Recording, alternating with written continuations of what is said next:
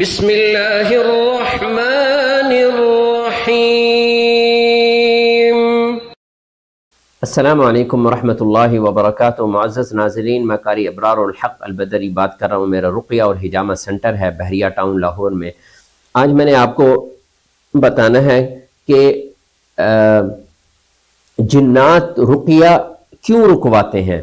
اکثر لوگ جادو، جنات اور حسد اور نظر ان چیزوں کا شکار ہوتے ہیں، تو وہ جب رقیہ شروع کرواتے ہیں تو ان کے حالات خراب ہو جاتے ہیں اور جنات اس رقیہ کو رکوانے کی کوشش کرتے ہیں۔ لوگوں کو اس چیز کی سمجھ نہیں آتی۔ لوگ کہتے ہیں جی بس ٹھیک ہے، ہم ابھی رقیہ نہیں کروا سکتے۔ یہ عجیب مطلب ہے کہ لوگوں کو اس چیز کی سمجھ ہی نہیں ہے، اویئرنیس نہیں ہے۔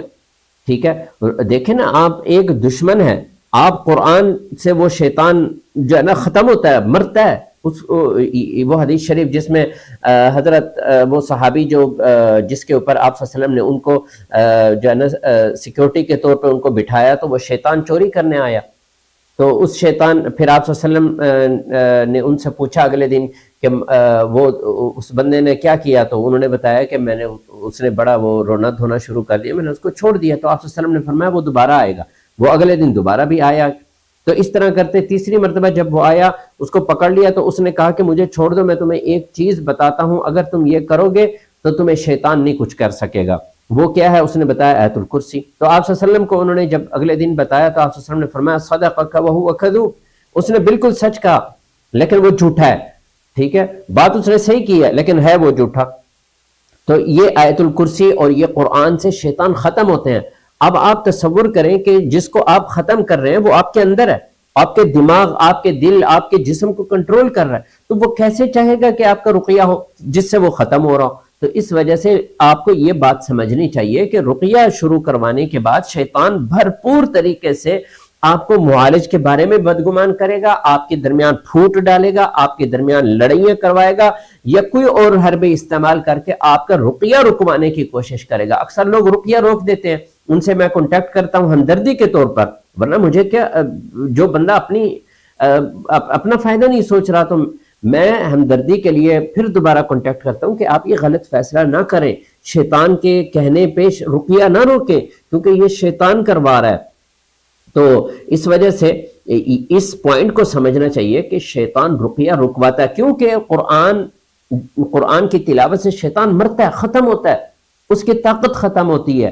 تو اس وجہ سے وہ بھرپور طریقے سے آپ کو بدگمان کرتا ہے، لڑائیاں ڈلواتا ہے، آپ کا رقیہ کسی نہ کسی طریقے سے روکتا ہے، آپ کو علاج کروانے میں دیر کروانے، یعنی آپ کے ذہن میں طرح طرح کے شک اور شبہات پیدا کرے گا رقیہ کے بارے میں۔ اس طریقے سے شیطان رقیہ رکواتا ہے، کیونکہ وہ رقیہ سے ختم ہو رہا ہوتا ہے، تو اس نے ہر کوشش کرنی ہے کہ رقیہ رک جائے۔ لوگ اس چیز کو نہیں سمجھتے، لوگ بڑا آسان سمجھتے ہیں رقیہ کروانا اور رقیہ کرنا، یہ اس کو بڑا آسان سمجھتے ہیں، یہ بھول جاتے ہیں کہ ایک خفیہ دشمن ہے جو کہ آپ کو رقیہ کرنا ہی نہیں دے گا، آپ کے ذہن سے جو ہے نا وہ آپ کے ذہن کو کنٹرول کر کے آپ سے غلط فیصلے کروائے گا کہ میں رقیہ چھوڑ دوں۔ تو اس وجہ سے اگر ایسی کوئی آپ رقیہ کرواتے ہیں اور رقیہ کے دوران آپ کا دل کر رہا ہے میں رقیہ چھوڑ دوں، یا کوئی اور رکاوٹ آ رہی ہے، تو آپ یہ سمجھ جائیں کہ وہ شیطان کر رہا ہے، اور رقیہ ہرگز نہ چھوڑیں، رقیہ کو کبھی بھی نہ چھوڑیں جب تک آپ مکمل ٹھیک نہ ہو جائیں۔ کیونکہ اگر آپ نے بیچ میں چھوڑا، شیطان کے کہنے پہ چھوڑ دیا، آپ کو لگے کہ میں ٹھیک ہو گیا ہوں، بالکل سب چیز ٹھیک ہو، آپ چھوڑ دیں گے رقیہ، کچھ عرصے بعد پھر وہی مسئلہ شروع ہو جائے گا۔ تو اس وجہ سے معالج کے ساتھ رہ کے جب تک معالج نہ کہے کہ اب آپ کو رقیہ کی ضرورت نہیں ہے، تو پھر آپ چھوڑ سکتے ہیں۔ ٹھیک ہے، اور یہ لوگ یہ سمجھتے ہیں کہ ہم رقیہ کروائیں گے ایک دو دن میں ٹھیک ہو جائیں گے، ایسا نہیں ہوتا۔ ہاں تھوڑی دیر کے لیے تو آپ ٹھیک ہو جائیں گے، ریلیف مل جائے گا، لیکن پرماننٹ ٹھیک نہیں ہوں گے۔ پرماننٹ جب تک آپ ایک رقیہ میں ایک پیٹرن پہ نہیں چلیں گے تو آپ ان شیاطین سے باہر نہیں نکل سکتے۔ اور کچھ لوگ تو ہوتے ہیں کوئی بات نہیں، ہم یعنی شیطان کا وہ جو ان کے اوپر حملہ اس کو چھوڑ دے، وہ کہتے ہیں کوئی بات نہیں۔ تو اس وجہ سے یہ بات سمجھنا ضروری ہے کہ آپ کا رقیہ کروانا شیطان کو ہرگز ناگوار جو ہے نا ناگوار گزرے گا، اور وہ آپ کا رقیہ نہیں کروانا چاہے گا کہ آپ رقیہ کروائیں، آپ کو کہیں نہ کہیں مصروف کر دے گا، آپ کے کاموں میں رکاوٹ آئے گی، آپ تنگ آ جائیں گے۔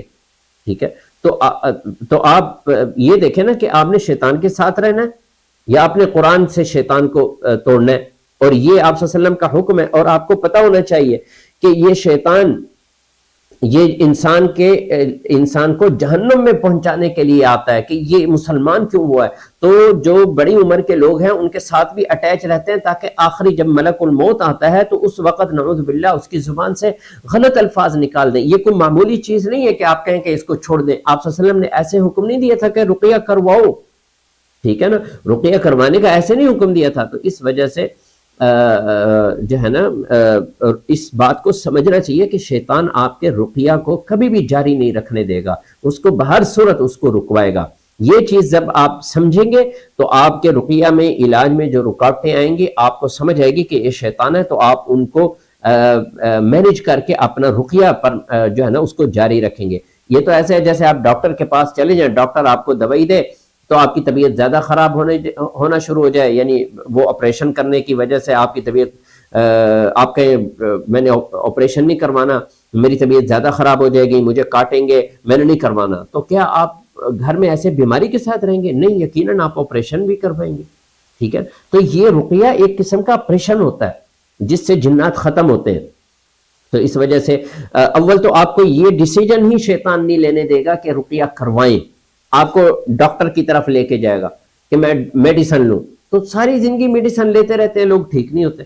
تو اس وجہ سے رقیہ کروائیں اور مضبوط ارادے کے ساتھ کروائیں کہ میں نے شیطان سے لڑنا ہے، یہ جنگ ہے، اس جنگ کو شروع کر کے پھر اس کے آگے ہار مان کے نہیں بیٹھ جانا، ہاتھ باندھ کے نہیں بیٹھ جانا، نہیں، اس جنگ کو پھر پورا کرنا ہے جب تک اس شیطان کو ہم ہرا نہ لیں۔